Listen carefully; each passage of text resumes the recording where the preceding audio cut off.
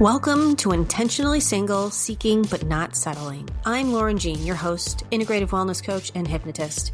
Each week, we explore mindset shifts and mind-body strategies to help you live life intentionally single and content while remaining open to possibilities. Unlike typical dating advice, we focus on personal fulfillment to attract genuine love. Join us to transform unconscious patterns and embrace your intentionally single lifestyle. Stop feeling deflated by the dating world and start prioritizing the most important relationship, the one with yourself.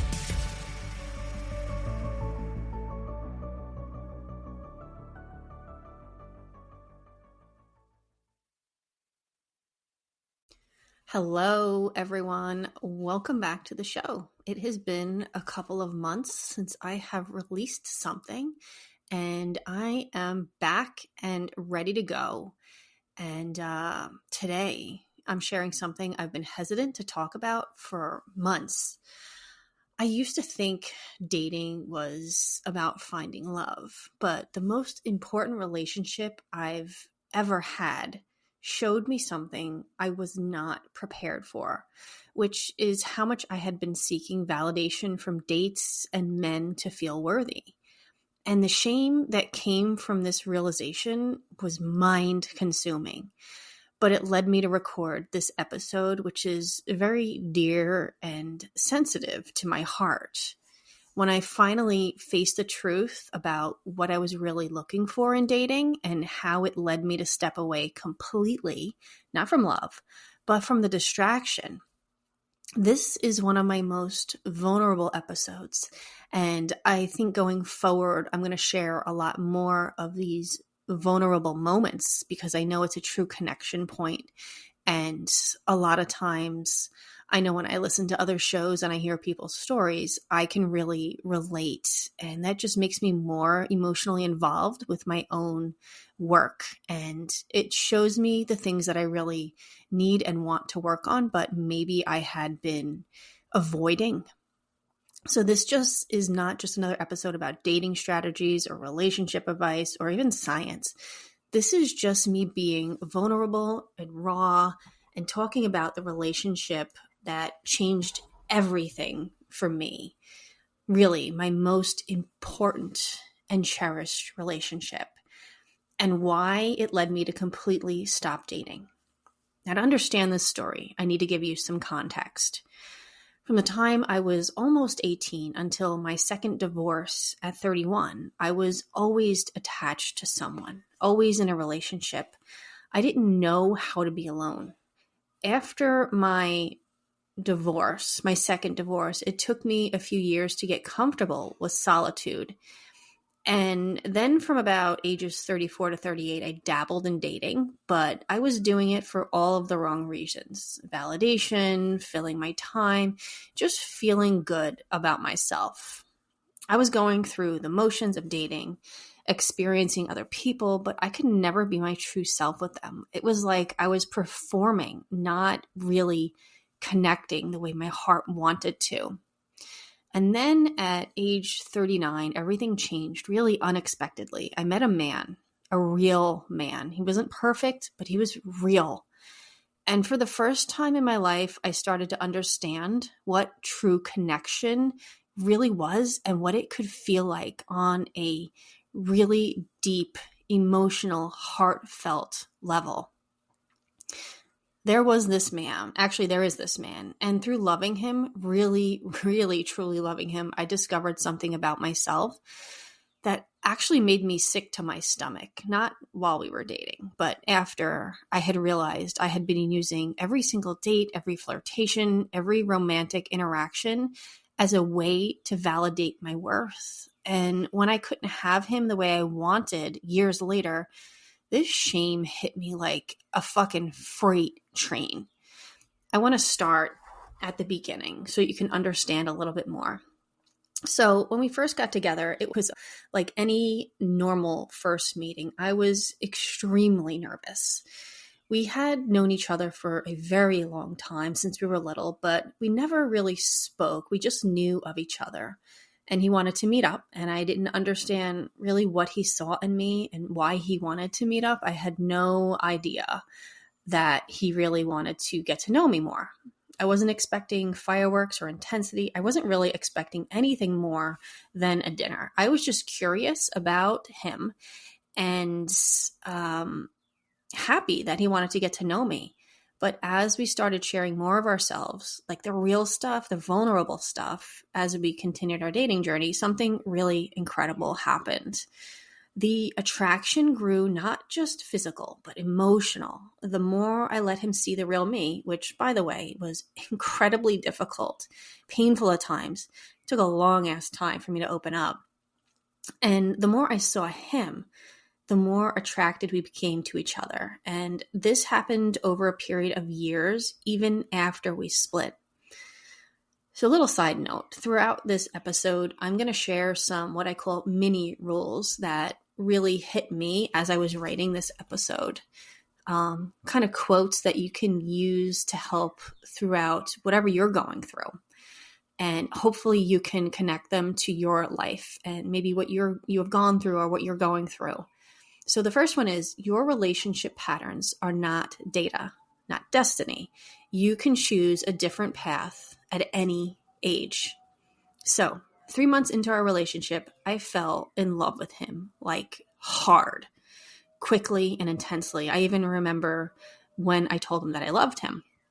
But the issue was, even as I was falling for him, I was also pushing him away. I pushed him away because I was scared. I was terrified. I pushed myself away because I didn't believe I deserved this kind of connection. It was the roughest period of my life because I was facing these truths about myself that I had been avoiding for really decades since I started dating. And I want to talk about something that completely changed my understanding of attraction. First, we need to think we think we need to be perfect and polished, put together to attract someone. But with him, the opposite was true. Not that I had to be, I could be a complete disaster. That's not what I'm saying. But the more vulnerable I became, the more attractive we became to each other. And this was with him too. It wasn't about hiding my flaws. It was about revealing my humanity. The moment our emotional intimacy deepened, it was like a freaking magnet. Vulnerability, I discovered, is magnetic. Okay, mini rule number 2.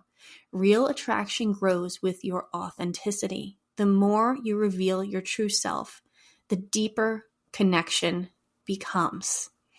Through his eyes, I started to see myself differently. Once I understood what this meant, he became this mirror that reflected a version of myself that I didn't even know existed. And I'll be honest, this took years and years and years to really understand and to see myself differently. This didn't just happen overnight. This happened through all of the ups and downs and rough times that we had. He saw a worth in me that I couldn't see in myself. And that really changed everything. But again, it took a lot of time. And this didn't just change how I felt about him, but how I felt about myself. The way he looked at me started to change how I looked at myself. I was really trying to understand, but in the thick of things, I couldn't. And here is something that I didn't expect. When someone sees your worth clearly, it starts to affect every area of your life.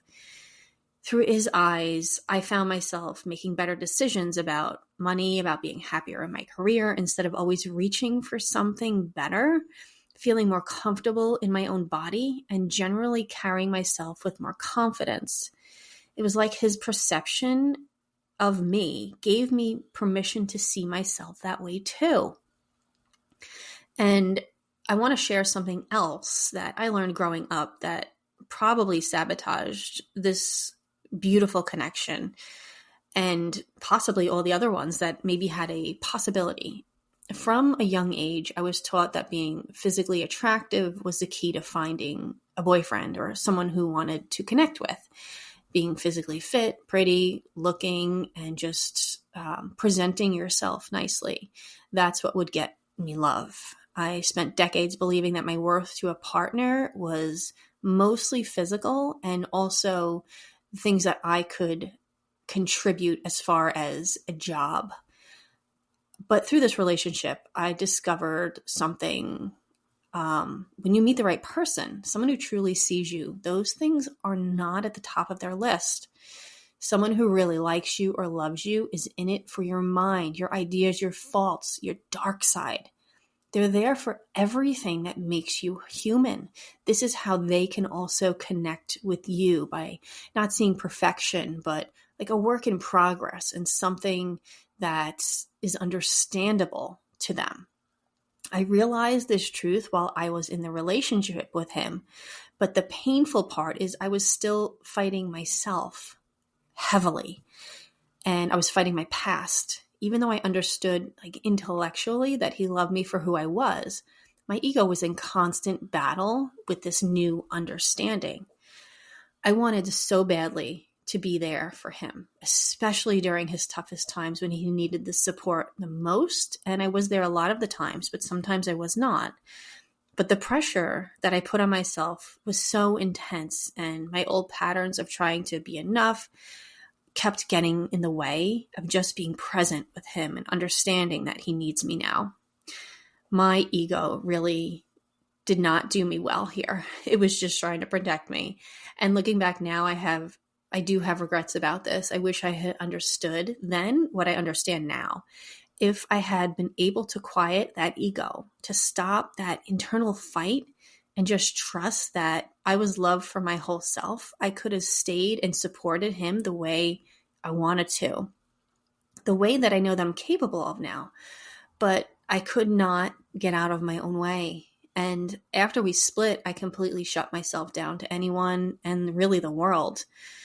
I was ignoring all of the issues and pretending like everything was okay. But then a few months later, we started talking again, and I started feeling all of the feelings I knew were still in there, but I had pushed away. I pretended they weren't there.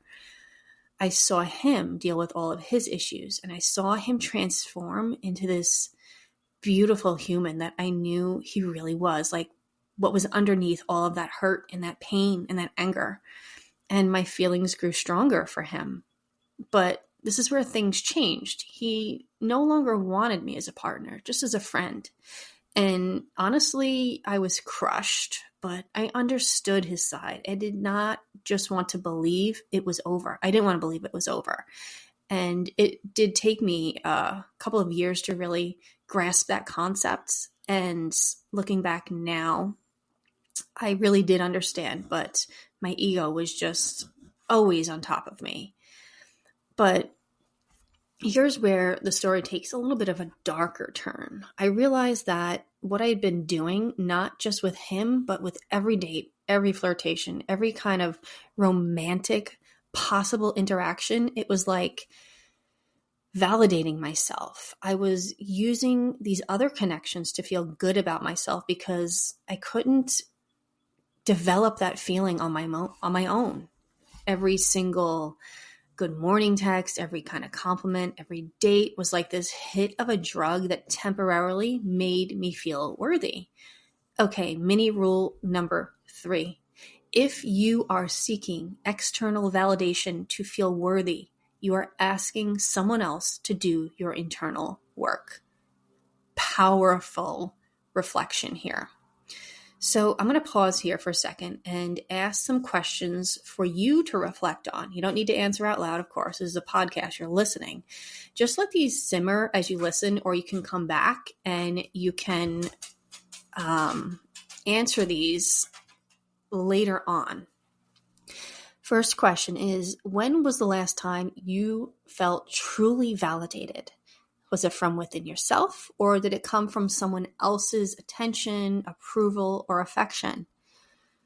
Can you think of a moment in your dating life when you were more excited about the idea of the person than actually connecting with who they really were?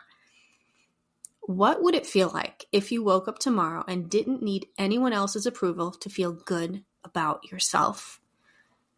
Last one. Which parts of yourself do you hide when you're dating? What would happen if you showed up as your complete, unfiltered self from the beginning? Okay, so like I said, those are questions you can come back to, and I will put in the show notes so that you can go right to them and look at them, put them in your journal, just think about them, whatever you feel like it. So, moving on. After a couple of years of putting myself through this pain, something inside of me happened. I was sitting at my computer or at my phone, I can't remember, and I was doing some research, how to get him back into like Google for like the 100th time, watching YouTube videos about signs that he still loves you, like all of this stuff that just made me almost obsessive. I wanted him to realize what he was missing. And then I just stopped. I closed my phone or laptop, I can't remember. And for the first time, I just asked myself, what am I really looking for here? I knew that this was not me. I knew this wasn't the person that I was. The answer wasn't in Google. It was inside of me, waiting to be discovered. And with all of the work that I have done, I knew this, but my ego took me over. And this is when I decided to do something that I felt was almost impossible at the time, but I powered through it. I blocked him from all my social media. Even though we weren't on each other's socials, we had stopped doing that a long time ago. I knew I could still look, so I needed to set myself free. This was nothing to do with him. This was all me. I also had to delete his name and his photo from my phone, so I didn't have those physical reminders of this attachment. I needed to just kind of take the emotion out of it. And we even stopped talking altogether for 3 months. Last summer, radio silence. This was not planned. It just kind of happened naturally between the two of us, but it ended up, in my opinion, for the better. Like I said, we made this unplanned, complete break, no texting, no calling, no contact for 3 months. I was terrified to lose him forever in this moment, honestly. But I also knew that that would not happen. In my heart, I knew we would come back to be friends. But I knew I needed that space to figure out who I was without him in my daily life. And the silence was deafening at first. Every single day felt like there was this hole where our conversations used to be, because we used to have really nice conversations, really meaningful conversations. Okay, mini rule number 4. The relationship you have with yourself during your alone time determines the quality of all your relationships. Really think about that one. The relationship you have with yourself during your alone time determines the quality of all your other relationships. All right, I have some more personal reflection questions for you. I know this episode contains a lot of information, and I highly suggest you come back to it and listen to it as many times as you need to. But I'm going to put the most important points in the show notes of the episode so you can go back and grab them. All right, so personal reflection questions. If you had to go 3 months without any romantic contact or dating, what would you learn about yourself, and what would you do with that time? And what's the difference between being alone and being lonely? Have you ever felt more connected to yourself where you weren't searching for connection with others? All right, moving on. So, during that silence, I realized something incredible. We saw the other as this incredible, special person. Like, we were both looking at like the popular kid in high school, not realizing that they saw us in the same exact way. And it's so hard to believe someone else can see your awesomeness when you don't believe you're awesome yourself. We were like 2 people standing in front of mirrors, admiring each other while being blind to our own reflections of awesomeness. The 3 months of silence taught me 2 things at the same time. First, I could be okay without him in my daily life. And second, I wanted him in my daily life as a friend. I did not want to not have him in my life. I realized I would rather sacrifice the hope of having him romantically than losing him as a trusted confidant and friend.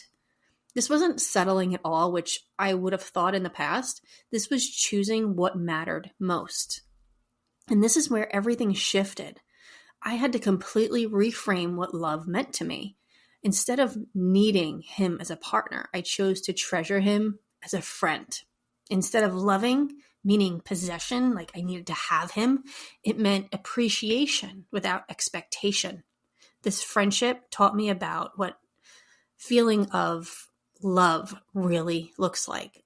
Loving someone enough to let them be exactly who they are without trying to make them yours.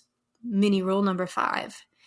Sometimes the most loving thing you can do is choose what serves the relationship over what you personally want. This is hard, but it is possible. And here is something unexpected.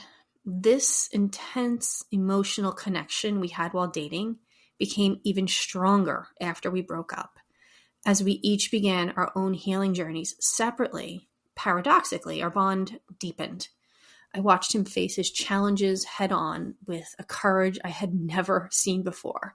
It was mind-blowing. And seeing him work through his struggles, being vulnerable about his growth, watching his strength in facing his own demons, it made me even more invested in being there for him. And this is where I realized something really profound about love. It doesn't always look like what we think it should. Sometimes love grows strongest when you're not trying to possess it, when you're not focused on what you can get from someone, but on what you can offer them. More personal reflection questions. I just love throwing these in here. Think about the most important relationship in your life. How many of them started with romantic attraction versus genuine connection? And what does that tell you about lasting love? Is there someone in your life that you value so much that you'd rather have them as a friend than risk losing them by pushing them for romance? And lastly, have you ever experienced a deeper connection with someone after a romantic relationship ended? And what allowed that to happen? Something else beautiful happened during this process. I realized I loved him more because of his flaws, not because of them. His struggles, his imperfections, his humanity. That's what made him real, relatable, and incredibly lovable. Perfect people are not lovable. Real people are. His mistakes, his vulnerabilities, his imperfections, they didn't detract from my love for him. They just made them stronger. But the tragedy is, even though I understood this about loving him, I couldn't apply it to myself. I had spent so much time fighting my own imperfections, trying to be the perfect partner, that I couldn't just be present during his difficult moments. I wanted to be there for him through his toughest times. And that's when I felt my love for him the most intensely. But my ego, again, still kept getting in the way. I was so busy trying to prove I was worthy of his love that I couldn't just give him the support that he needed. And what I realized was I finally found someone who loved me for my mind, my ideas, even my faults, my dark side. Exactly what I had been searching for my whole life. And I couldn't receive it because I was still operating from this old programming that I had said I had to earn love through being like physically perfect, or what I could give them through a job, like monetarily. But if I could go back knowing what I had now known about my own worth, about what real love looks like, I would have been able to stay present with him through everything. I would have trusted that his love wasn't conditional on like my performance or anything else that I could provide. I would understand that just me being me would have been enough. I would have stopped fighting myself long enough to be the partner that I wanted to be and that he was looking for. This entire experience with him is what led me to step away from dating completely. And it is such a gift. I realized I needed to stop using any kind of romantic connection as distractions from my own work. I needed to learn to sit with myself, to find my worth within myself, and to stop this endless cycle of seeking validation from others that personally I didn't even realize was there. Dating had become my drug, and I needed to get clean. What I discovered in this celibacy is that it's given me space to think clearly without the constant noise of people around me or dating or emotional roller coasters of like texting and wondering and hoping. I've been able to focus on improving my relationship with myself And it's been like this reset button for my entire approach to love and worth. And it's also helped me improve my relationships around my job and around my family. And for the most important, for my daughter. For the past year and a half, I've been learning something I should have learned decades ago: how to feel good about myself without any kind of external validation. And something that might surprise you, I'm not even regretting celibacy. I don't spend time thinking about what I'm missing or when I'll start dating again. I just feel good in my everyday life. So good. The respect that I have for myself now is something I've never experienced before, ever. It's not that I've given up on love or relationships at all. That's not the thing. It's that I finally value myself enough to not accept less than I deserve. I don't miss the constant anxiety about whether someone will text back. I don't miss the energy drain of analyzing every interaction. And I don't miss the validation addiction. Mini rule number 6. When you truly respect yourself, celibacy isn't about missing out. It's about not settling. This isn't about being bitter or closed off at all. It is about being so full within myself that I don't need anyone else to complete me. And that feels like the most radical act of self-love I have ever chosen for myself. I am completely happy and proud of myself. The shame that nearly destroyed me became the greatest teacher. It showed me exactly what I needed to heal inside of myself. And the journey from recognizing that pattern to actually healing it has been the most challenging and most rewarding work of my life. And what I discovered about myself in the quiet is I am enough, not because someone tells me I am, but because I know it. I feel it in my bones. I wake up every morning feeling whole, not searching for someone to make me feel complete, not needing a good morning text to get my day started good. None of that. What are you really looking for when you swipe on dating apps at 2 a.m.? Is it connection? Is it validation? Is it entertainment? Or is it something else? And if you remove the possibility of romantic validation from your life for the next 3 months or 6 or 12, whatever, what would you focus on instead? What dreams have you put on hold? How much mental and emotional energy do you spend on dating thoughts, checking your phone, analyzing texts, getting ready for dates? What would you do with that energy redirected towards yourself? Oh, so many good questions. Okay, so now I want to walk you through a personal reflection exercise, whether you're considering celibacy or just taking a break from this whole dating thing. This exercise can help you clarify your motivations and your intentions. I want you to ask yourself, first, find a quiet space where you won't be interrupted. Close your eyes if that feels comfortable, or just simply soften your gaze. Take 3 deep breaths and just ask yourself these questions. What am I really seeking when I date? You can write down the first 3 things that come to mind. And again, if you're listening to this while you're doing things, just contemplate these questions. You can come back and jot them down at another time. How much of my self-worth comes from romantic validation? Please be honest with yourself. If I could date for the next 6 months, what would I be afraid of missing? What would I be What would I be excited to explore? And what would I do with the time and energy I currently spend on dating? And how would I feel about myself if no one else validated my worth for a month? Those are the questions. I'll say them one more time, and I'll go a little slower this time so you can really think about them or write them down. What am I really seeking when I date? Write down the first 3 things that come to mind.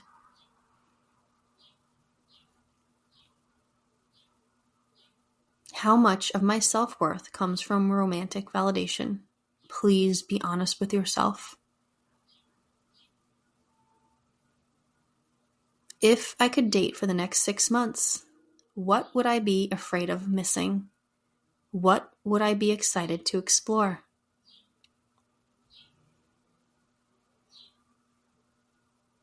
What would I do with the time and energy I currently spend on dating?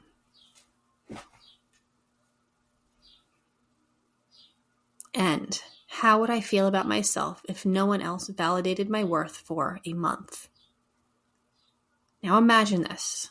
You wake up 1 year from now and you've spent that year focused entirely on your relationship with yourself. You've learned to validate your own worth, to enjoy your own company, to pursue your passions without needing someone else's approval. How does that version of you feel?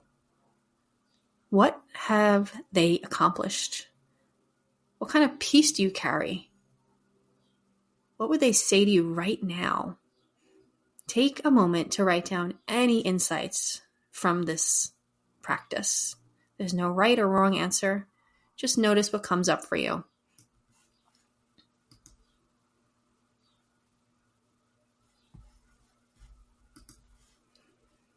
Before we close, I need to share something really important with you.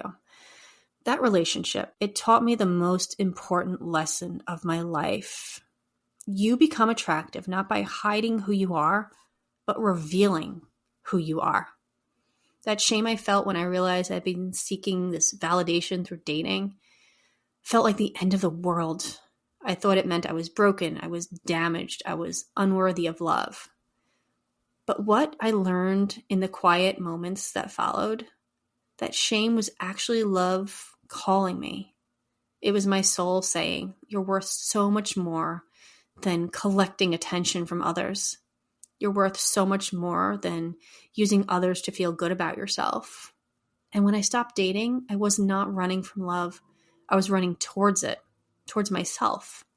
The love that had been waiting patiently inside of me all along. The love that I first saw through his eyes, I had to cultivate for myself. The love that was strong enough to choose his friendship over my romantic desires.